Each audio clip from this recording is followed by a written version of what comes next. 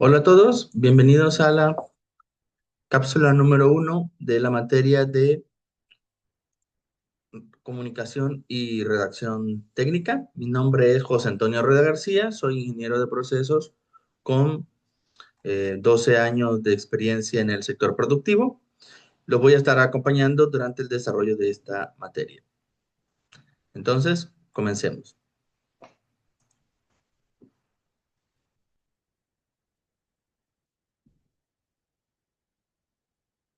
Bien, como les decía, cápsula número uno, comunicación y redacción técnica.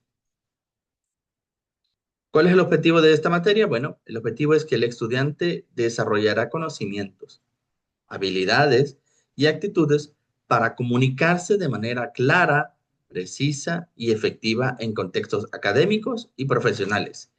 Esto mediante el análisis de producción y corrección de textos orales y escritos, con énfasis en la redacción técnica, con el proceso de elaborar documentos pertinentes a su área de formación, tales como reportes, informes, bitácoras y presentaciones orales. Este aprendizaje fomentará al uso del lenguaje como herramienta fundamental para el ejercicio profesional de la ingeniería.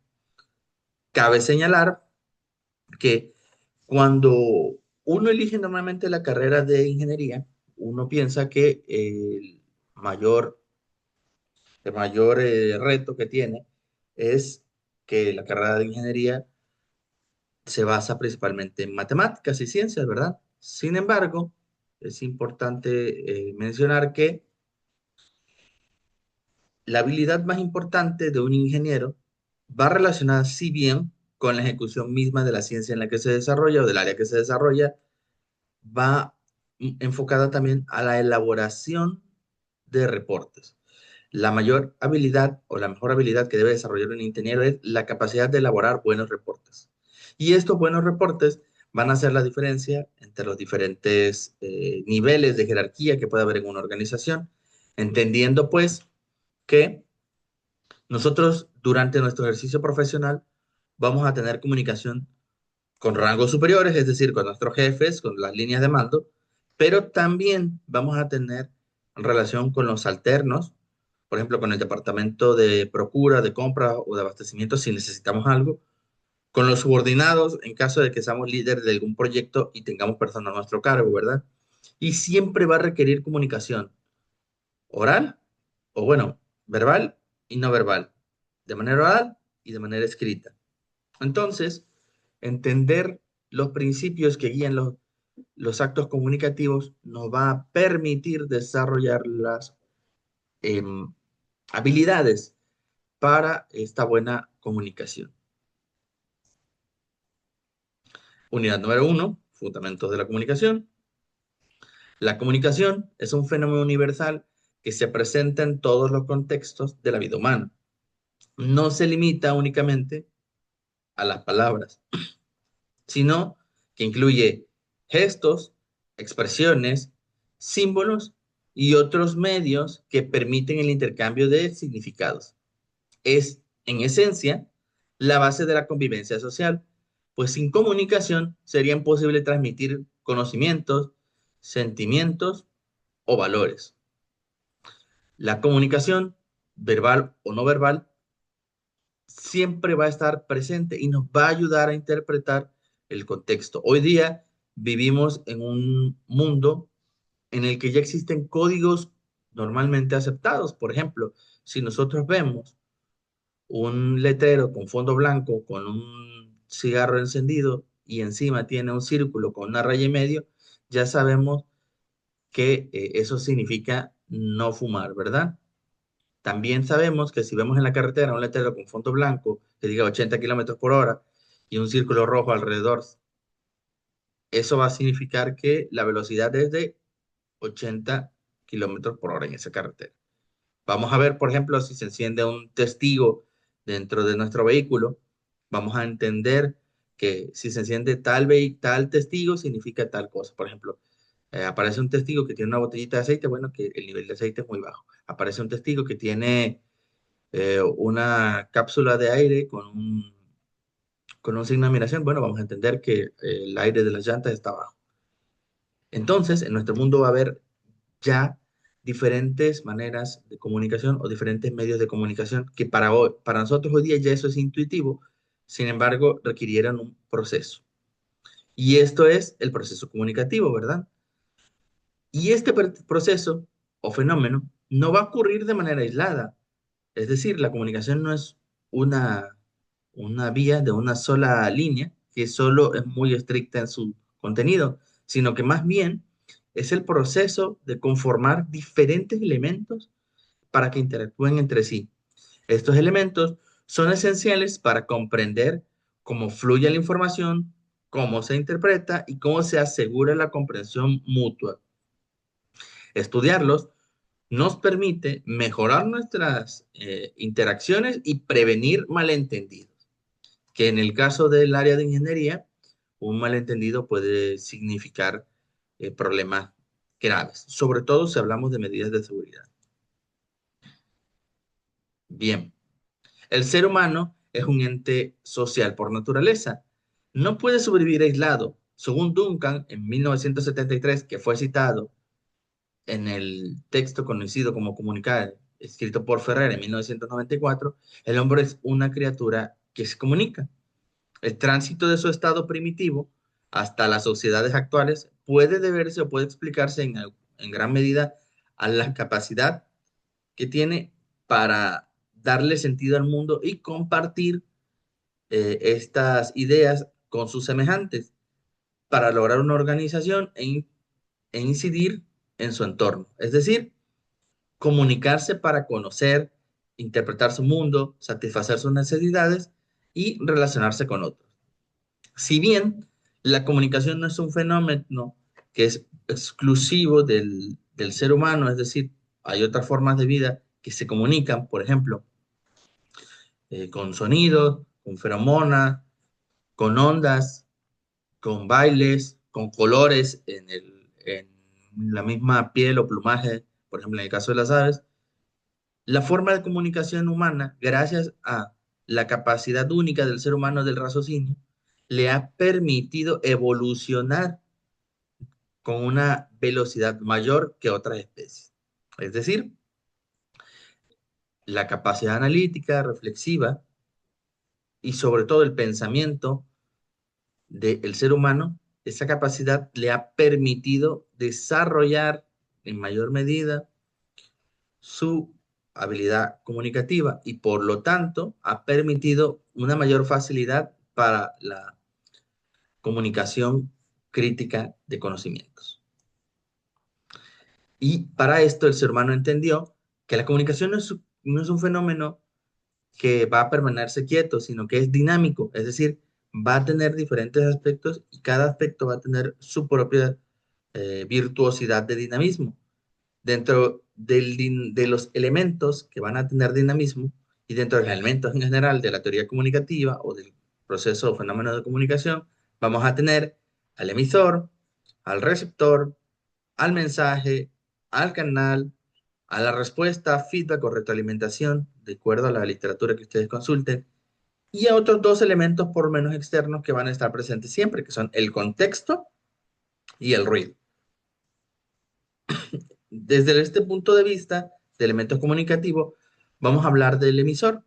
El emisor es de quien parte la comunicación. Representa esa persona, grupo o entidad que origina el mensaje con la intención determinada de informar, persuadir, expresar o simplemente interactuar. Lo más importante es entender que la habilidad del emisor para seleccionar el canal, elegir el mensaje y elegir el código va a tener mayor o menor eh, probabilidad de éxito en función de su propia formación. Es decir, un emisor que identifica bien los canales, el mensaje y los códigos va a poder comunicarlo de manera efectiva. Y sin embargo, como la comunicación no es un proceso unilateral, no va a ser el único que va a necesitar cierto nivel de raciocinio del mensaje, del código y del canal, sino el receptor también deberá tener una afinidad con el mensaje y con los elementos utilizados, puesto que al recibir el mensaje, aunque el emisor haya podido enviar un mensaje de una manera, la manera en que el receptor transforma ese mensaje en su propio entendimiento va a depender directamente de su conocimiento, sus experiencias y sus emociones. Y en este sentido, el receptor no va a ser un elemento pasivo, ¿verdad? La comunicación se hace con la idea de tener una respuesta. Y en este sentido, el receptor va a interpretar esta carga con toda la subjetividad y con toda la intención de modificarlo de manera que quede entendido en sus propios términos. Obviamente, hay una afinidad, hay un entendimiento, hay un nivel de similitud entre los entendimientos, y y esto nos va a servir o nos va a indicar cómo fue recibido el mensaje. En la imagen que tenemos en pantalla, por ejemplo, la persona de la derecha es el emisor, la persona que está en negro, que le está dando un mensaje a la persona que está del lado izquierdo, quien inmediatamente escucha el mensaje, lo codifica y se ríe. Quiere decir que tal vez la persona de la derecha le contaban una anécdota chistosa, tal vez le contaba una historia, tal vez incluso la respuesta de la persona de la izquierda no necesariamente tiene que ser la respuesta que esperaba la persona de la derecha. ¿Por qué? Porque le pueden estar contando un asunto, pero algo de lo que le comenten resulte que a esta persona le resulte gracioso y la respuesta que se espera, que solo sería escuchar, se convierte en una respuesta que sea una risa, ¿verdad? Y una vez que ya sabemos que el emisor le va a mandar un mensaje al receptor, debemos de entender que el mensaje es el contenido central de la comunicación. Es decir, es la idea que origina una información concreta, una emoción, una orden o incluso una pregunta. Su riqueza radica en que puede expresarse en múltiples canales. En la era actual, por ejemplo, los mensajes suelen combinar distintos lenguajes, como ocurre en las redes sociales, donde convergan imágenes, textos, audios, videos, ¿verdad? Algo más importante también es entender que existe comunicación no verbal que nosotros entendemos sin necesidad de un mensaje que nosotros entendemos, sin necesidad de que el mensaje haya sido mandado a nosotros. Por ejemplo, si vemos a una persona con cara de disgusto, pues ya sabemos o intuimos que está enojada, ¿no? Si vemos a una persona llorando, el mensaje que nosotros recibimos es que la persona está triste, deprimida o que tiene situaciones, ¿verdad? Estos mensajes van a depender de la intención comunicativa, ¿verdad? Y requieren de cierto nivel de entendimiento. Es decir, si tú vas a mandar un mensaje, las dos partes, el receptor y el emisor, ya sean grupos o individuos, van a necesitar tener un contexto afín al mensaje. Si estas personas no tienen un contexto afín, posiblemente la comunicación se vuelva complicada. Por ejemplo, imagínense una persona que sea especialista en minería y metalurgia y que vaya a dar una conferencia de la diferencia entre la composición de los minerales de pirita de Zacatecas y los minerales de pirita de otra parte de México. Y esta plática se la va a ofrecer a personas que son estudiantes de la licenciatura de idiomas. Si bien posiblemente dentro de la población haya alguien que ya conozca el término de pirita, haya alguien que conozca un poquito de minería, solo por cultura general, y alcanza a entender algunos rasgos de la comunicación.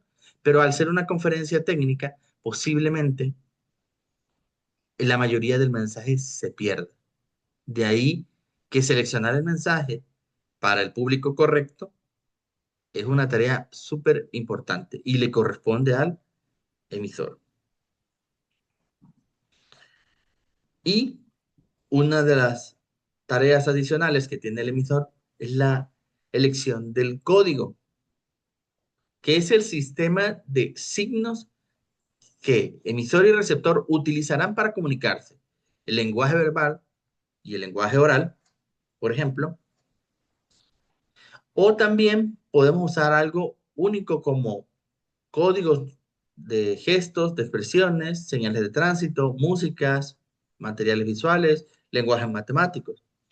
Sin un código compartido, la comunicación se vuelve imposible o limitada.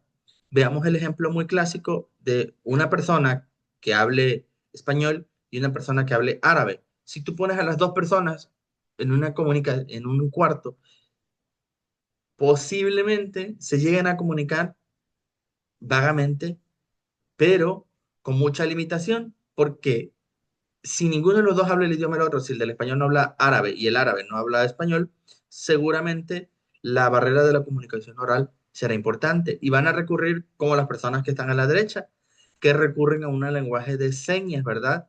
Para comunicarse. Evidentemente, el código que estés utilizando para comunicarte puede tener limitaciones. Es, por ejemplo, hay palabras que tienen significado en inglés y que no tienen una traducción directa al español. O hay palabras del español que no tienen una palabra en el inglés o que simplemente no existen, ¿verdad? Además que hay que entender que también depende de la habilidad. Hablemos del código de señas mexicano. Por ejemplo, si una persona sabe lo que significa esto en el lenguaje de señas mexicano, pero luego se va a Estados Unidos y lo hace tratando de comunicarse, posiblemente no sea entendido de la misma manera, porque el lenguaje de señas americano es diferente al lenguaje de señas mexicano. El canal. El canal es el medio físico o virtual que permite que el mensaje llegue al receptor. En una conversación cara a cara, el canal es el aire en el que se transmiten las ondas sonoras, ¿verdad?